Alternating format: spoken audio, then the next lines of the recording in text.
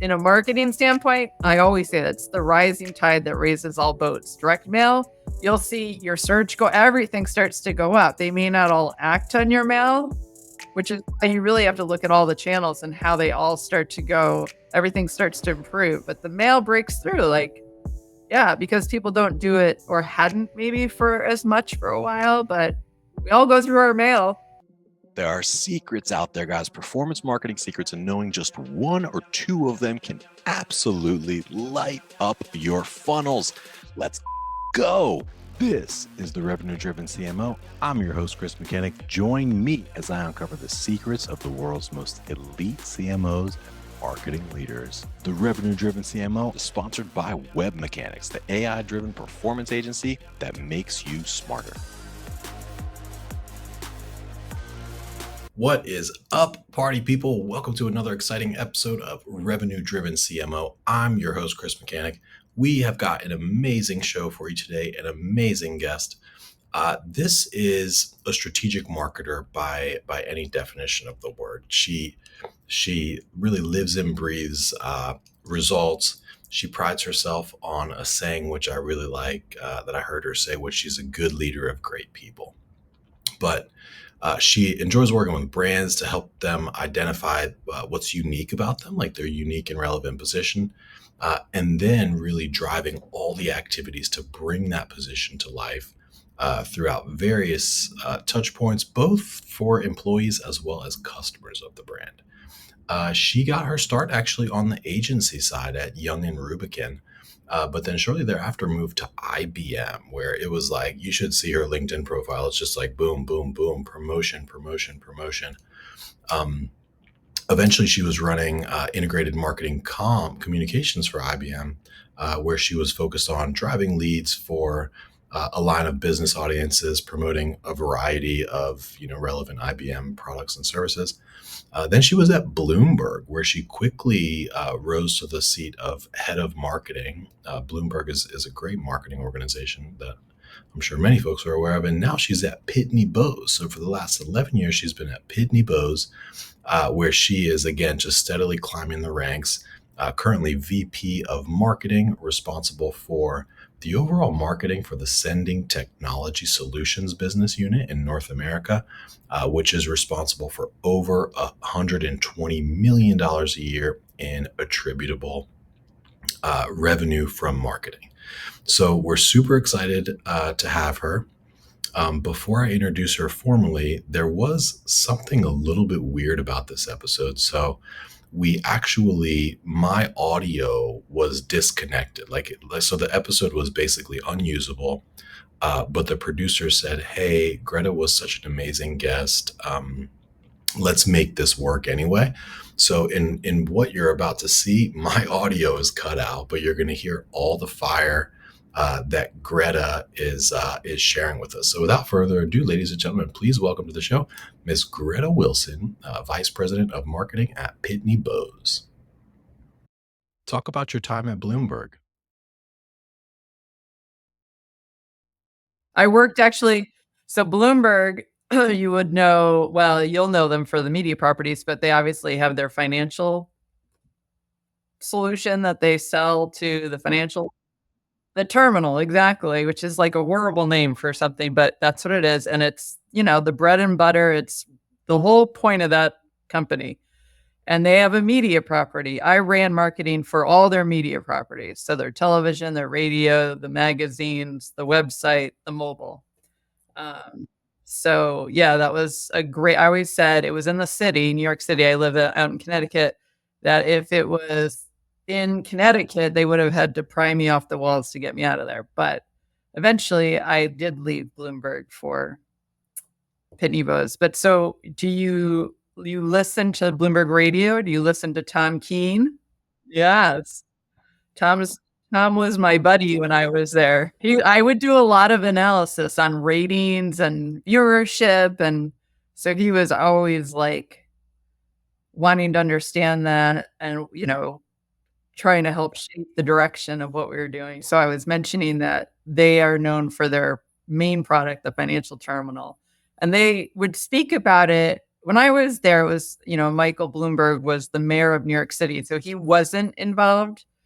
And there was Dan Doctoroff was the CEO, excellent CEO. And so the way it was spoken about is the terminal is the sun, and the other businesses that Bloomberg had were like the planets that, got their energy from the sun and were there to like kind of make sure the sun was healthy and strong. So I worked in the media businesses. You really understand your role, depending on which business you're in and who, the focus. But the media side of the business is super interesting because when it originally started, it was about the terminal because they wanted to get news and break it on the terminal to have market moving information, right? What could help financial people with what they're doing? If you learn about something, get the first tip, you've got an advantage. So they had a Bloomberg News, and they would write articles basically, and then they would get interviews, not get interviews. Then they decided to start other media properties like the television. And so it was more around, at the time, this is before me, like a marketing channel for them. We'll have media properties to do, get the name out more. And then they bought Business Week, again, a long time ago, now called Bloomberg Business Week. And the reason they bought Business Week, they weren't always getting like, at the time, Jeff Bezos was kind of hot on the scene and doing Amazon, and be hard to get an interview. Bloomberg would have a hard time getting an interview because why should I tell my story to you? Like I could tell it to CNBC or the Journal or whatever, who already had a lot of audience and credentials. So Business Week was a way to get to more of the mass business audience. And then it became more attractive for people to come do interviews with Bloomberg reporters. And then again, they get the interview, the story would kind of break first on the terminal to give, the sun its energy. And then like it would be 6 seconds later or something, it could break online through the media properties. But those advantages matter, and they'd still matter in the financial world. So when I worked at Bloomberg in the media side, I started out running marketing for television. That was really exciting. I worked for Andy Lack, who he's a pretty big known guy, and he used to be the president of NBC News, and he was a very connected person. Learned a lot from him. And then I ended up heading up marketing for all the media properties. But we weren't a media organization, so it wasn't like we had big budgets, and we did want to grow listeners, viewers, because ultimately the media properties made their money on ad revenue. We would sell advertising space. So I did a lot of super cool creative things because I really did not have much money, but I had an amazing asset in all these media properties. So I would get barter arrangements with like the World Business Forum. Well, the World Business Forum, I think that's what it was called. Big event that brought all these business executives in, or I would go to financial ones and say, hey, and I'd have to manage church and state because you can't really blend the two of editorial and paid and all that. But I would ask the TV producers, hey, there's this great event. They have amazing speakers, world leaders, business leaders, politicians. Maybe we could get them as guests to be on the show. What if I can get us a presence and work out like we get first dibs on reaching out? And they're like, love it, love it. So I would contact the event, and I wanted access to all the people to showcase all of our media properties. I said, listen, I'll do an arrangement, a barter. Let me be your premier sponsor, without a money exchange. I'll give you remnant assets to advertise and promote your event. And we're going to bring our TV studio, and our TV team is going to look to try to interview some of your guests. So it was a win-win-win. It was great exposure for us. It was a great way for us to get our talent, TV talent, in front of, a very influential audience, which was always the goal. So it was cool. That was just one example, but I would do a lot of those kind of creative, fun things and try to figure out ways to get us more exposure, but without having to, other than working hard and figuring out, deals that benefited both sides. Why did you move to Pitney Bowes, and what's your role there? So I will tell you that every move I made since my IBM days was because of people who moved to other companies, and I was lucky enough to come join them, and always in a marketing function. So that's sort of how I made each of my moves. And I've been mostly in B2B, even though when I was at Bloomberg, it was in the media properties that arguably is a consumer offering. It's in the lens of business. So, but that would be my only kind of B2C like experiences, but otherwise B2B. So I went from Bloomberg to Pitney Bowes because it was a great job opportunity, which was to completely rebrand the company that had been around for almost 100 years. I think it was like 94 years when I first joined, or 92, I can't remember. But so, they were looking to reposition themselves for the future. Had always been in mailing, and mailing was on the decline with or without Pitney Bowes. And so I had the opportunity to come in and rethink the rebrand and then actually apply an entirely new brand to the organization to guide with the CEO. Like he would always say, never really appreciated how a brand's direction could so strongly help create clarity and drive decisions, whether it be divestitures or acquisitions, to where we need to go. So it was an amazing experience. And I'm still there because we're still kind of transforming and there's more work to be done. How are you evolving the brand positioning of Pitney Bowes? So we've been forever in the mailing space, right? So we started with the invention of the postage meter back in 1920, and that was where it began. And then we had amazing success, not just off that, but off of related things, got into fax machines, photocopy machines, you name it, and was a pretty significant business, particularly in the Stamford, Connecticut area. Pretty well known, but among an older group. So we'd been around since 1920 with the postage meter. But yeah, so with or without us, mailing's been declining. And about, I don't know, I would say 15 before I joined, there was a series of acquisitions that were done in related, unrelated spaces. A lot of software was acquired. So when I came, they had a bunch of things, so capabilities. And the most common question that I would come across, first of all, was, when are we going to have a corporate capabilities presentation? That was like the number one question I would get asked, because I was the head of brand, joined to do that. And they were just hungry. The people that worked there, like, what do we do? How do we describe this? And so that was really the starting point. Like, how do we talk about all this stuff? So found a way to thread it all together, with an umbrella that connected it all. And then we did a big piece of work to figure out, like, what is our positioning going to be? And we did a lot of research to understand, like, what the different buyers that we were going after, which were also varied, what they cared about when they were thinking about a partner for the things that we did, and trying to find commonality. But we did a really great job. I will say it's probably one of the pieces of work I'm most proud of, the brand work that we did. We then went on and developed an advertising campaign, the strategic brand advertising campaign, where we ran TV commercials. We hadn't done that in over 20 years. And it was really good work. But that stuff just costs a lot of money, and we just weren't yet, we were still trying to figure out the next thing. And we were starting to move towards shipping, which is really where we are going into now, because that's a nice, healthy growth market. So we were starting to go in there, but we still had some of these other businesses that didn't quite fit. So we kind of put ourselves in the umbrella of enabling transactions in commerce, which I like. It worked, but you could drive a truck through it. Like, it was kind of still very big and large.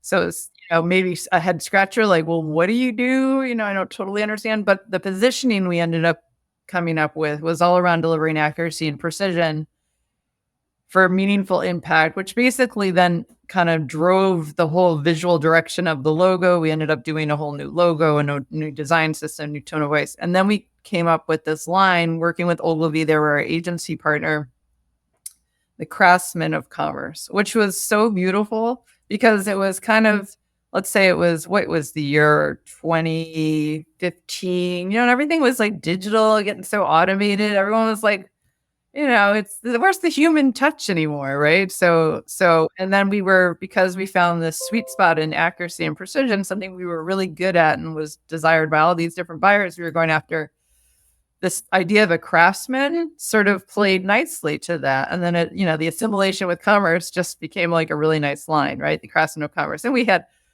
you know, these are the hands that sow the seeds of business growth. We had all these great little lines and beautiful work. I mean, Ogilvy was an awesome partner. I'd worked with them at IBM, which they have a long-standing relationship there. So we did some really, really beautiful, great work that helped us in such a big way. Internally, it helped us in spades. People loved it. They were so proud.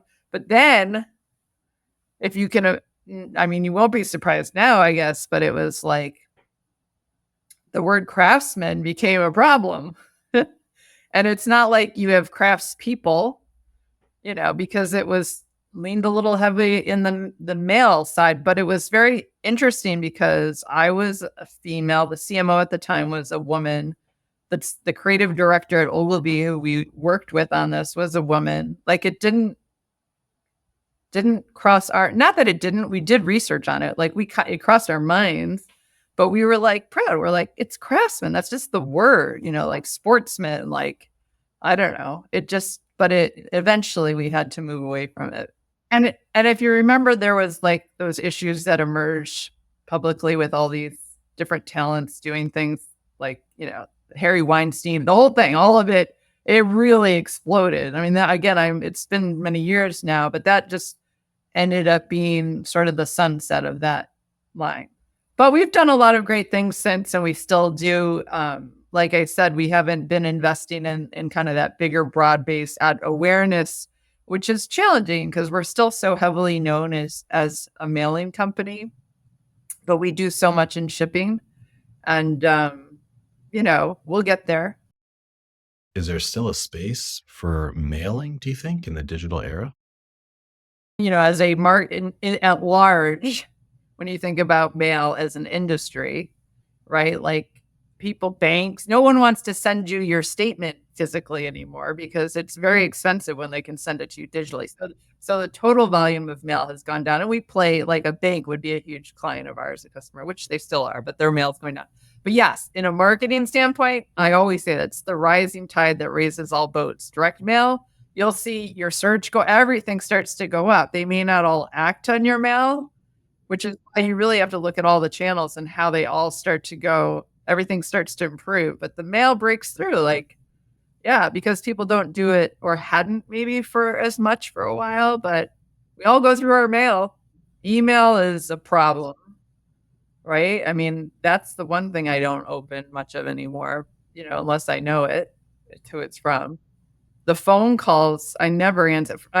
My work phone, I haven't answered in 3 years. It's only people selling me stuff. It drives me nuts. How is Pitney Bowes transitioning its messaging to support this new brand strategy? Yeah. So we are now a global shipping and mailing company. And I think in due time, we'll be a global shipping company. But the difference is, and we recently sold a big business that we called Global E-commerce internally. That was our internal name. And they did the logistics. So we don't drive trucks and fly planes and deliver packages. Like, we're not that kind of shipping company, but we're the shipping technology company that enables others who do that to do it with great already negotiated rates with the major carriers, with lots of carrier opportunities, with integrations with all the marketplaces, like think Etsy, Amazon. If you're a retailer and you're selling on all those, we'll just bring in all those orders for you, make it easy for you to choose your best carrier option, get everything shipped, track it, manage receiving, returns, all that with technology. So we enable all these folks to do the shipping. But yeah, so simply said, I mean, like I said, we used to kind of talk about ourselves as the driving transactions in commerce. now we're a global shipping and mailing company. Like, it's pretty clear what we do. Although, again, I always have to describe the not driving trucks and flying planes, but enabling with amazing and innovative technology others to manage the shipping and mailing they do. But I think down the road, a long way down the road, we still get a lion's share of our revenue from mailing, but a long way down the road, we'll be a leading global shipping company. How do you justify the cost of a rebrand to your higher ups?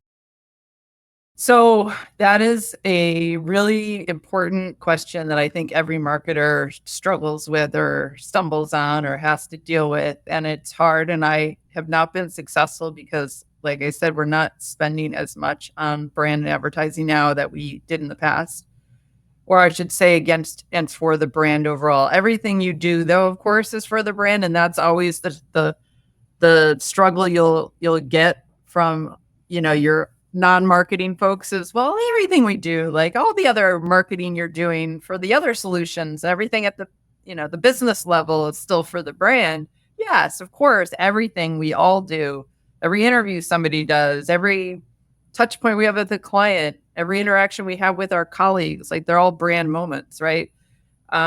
So what I would say is the time we did the rebrand, it was our CEO at that time knew he wanted the brand to be ahead of where we were, and he wanted it to help pull everyone along in the direction of where we were going. And I think that is often the case. A rebrand or a brand effort, you don't usually have everything else all in place and solutions in place and the answers in place and all the capabilities of what this new brand is going to stand for in place, because that takes a lot of time. So you can kind of lead with the brand and get perceptions to start to shift and see you in a different way. So I think at the time, because we were just starting on a transformation, the sell was easy, and I didn't sell it at that time. I joined to do it. It was already a decision made. But that one is like, listen, we need to get perceptions to shift. We look in the market and we're seen as a mailing company. Mailing's declining. We need to get into a growth market. How do we shift perceptions that we do more than this, that we're in these growth spaces? So that one is, track your perceptions. Perceptions beat reality all the time. So you may tell it and try to tell everyone, but we do this. If you're not perceived that way, that's all that matters, right? I would say once where we are now, and measuring the return on that is definitely a trickier one, because awareness and consideration metrics are only going to get you so far. People want to see the revenue attribution to the investment for sure. So, if you look at brand investment alone, you're going to be hard pressed to make a total connection there. But we measure very closely with a strong ROI all the marketing programs we do. Like I said, we don't have a separate isolated brand investment at the time, but we delivered 12% of our company's revenue directly from marketing without a seller. On top of that, we drive a lot of leads to sellers. So by that, I mean, we're doing everything digitally, and getting clients to transact with us digitally online for solutions that we do offer that you could, go ahead and start using online. Supplies to our clients, so we're cross-selling things. We have a very strong, that's what I also do love about Pitney Bowes. Our marketing is pretty world-class, I think, and I've worked at a bunch of places. We're always using kind of the coolest, most interesting technology to do things. I think the teams, they're like a step ahead of what's happening in the world of marketing and always pushing for us to do it. So I've learned a ton on the job from the team, and have been wildly impressed. Yeah.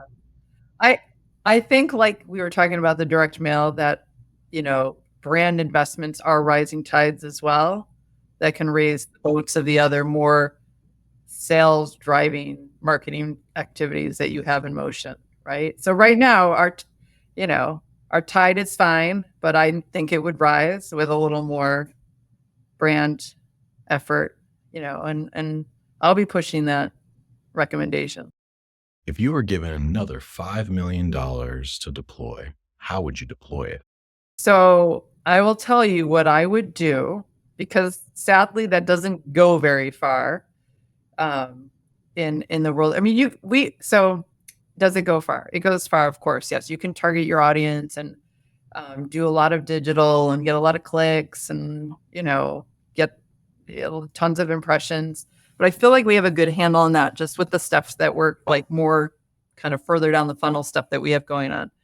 I would focus on, and maybe this comes from that Bloomberg experience I was talking to you about with my barters and such, but I really think that event venues and certain ones, and IBM is a great example of this too, because I know this from having been there and know how they still are, they focus. They kind of surround live sporting events. Their advertising investments are only going to be in live programming, whether it be news or sporting events. And they bring their technology to those sporting events, so they walk on the talk. So when you go there, if you're hosted by them to join them in a suite, now you're getting these great client interactions with your, highest valued client set. They're telling you how the technology is used at that very venue to do pretty cool stuff that you're observing firsthand. That's impressive, right? On top of that, they're getting, the TV opportunity, all the things through these very highly visible, highly watched events. To me, and you can get those in small buckets. So you could do sponsorships to a team or a venue. And if you have a concentration of clients and opportunities in particular markets, like that's a brilliant way to have a brand moment, because you do get you get your awareness, you get client interaction, you get walk the talk examples of see how our solution is used in this particular situation. So that is probably what I would push for as let's start here. Let's not try to boil the, national ocean and try to reach everyone that we're interested in, because our dollars wouldn't go far enough to be effective. And get the most set of activities and touch points and interactions through a more focused kind of sports marketing venue sponsorship activity. And for everybody listening, thank you so much. If you've enjoyed this or if you've learned anything here today, drop us a like or a comment, share this with a friend. We always enjoy that. Greta, thank you so much for your time here today. I really, really appreciate it. And for folks that would like to learn more about Greta, you can check her out at on LinkedIn. It's just /in/Greta Wilson. Of course, you could also check out Pitney Bowes, and or you can check out Ship Excel, which is the exciting sort of complementary / differentiated brand that we talked a lot about here today. So that was another exciting episode of Revenue Driven CMO, and we will see you next time. And that's a wrap. Thanks for joining us here today. For show notes and other episodes, visit us at revenuedrivencmo.com. That's revenuedrivencmo.com. And hey, exclusive for listeners of this podcast, Web Mechanics will do 10 to 20 hours of work for you for free. Literally no sales calls, no BS. Just give them a problem and they will put a team to work for you for free for 10 to 20 hours. Even if you're already a client, if you're struggling with demand gen, lead gen, SEO, SEM, Google ads, LinkedIn ads, conversion optimization, if you can't get Facebook or Meta ads to work for the life of you, or you can't figure out attribution, Web Mechanics will take a good hard look at whatever problem you give them, whatever programs you put in front of them, and they will give you an objective, informed opinion, plus some advice from 10 to 20 hours of senior level attention. And that's just because you're a listener of this podcast. So I would suggest take them up on this offer. It's ridiculous. Go to revenuedrivencmo.com/free, fill out the 2-minute form, and you will not regret it. Literally zero downside, unlimited potential for growth. So do yourself a favor, revenuedrivencmo.com/free, no hyphens, no punctuations. You will be happy about that decision.